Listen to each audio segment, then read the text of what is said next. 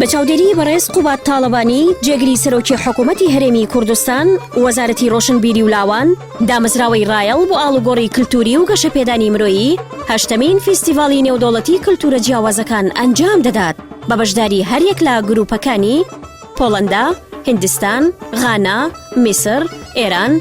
گروپی ڕووناک بۆ هونەری پاکستان و ئەفغانستان، تیپی نیشتیمانی هونەرە میلیەکانی عێراق بەغداد، تیپی هونەرە میلیەکانی بەسڕە، تیپی میوزیکی ئیرانیا، بەڕێوەبەرایەتی کەلەپور و هونەرە میلیەکانی هەولێر، تیپی هونەری ملی شاریە ئێزدیەکان، تیپە دهۆک بۆ هونەری ملی، تیپی هونەری ملی سلێمانی، تیپی میوزیکی نامرێ، تیپی هونەرە میلیەکانی نەتەوەکانی کەرکووک، کورد و عەرەب و سریان و تورکمان. ڕێکەوتی 29 2022 شوێن ڕانیا پارکی دەروازە، کات 8 شەو.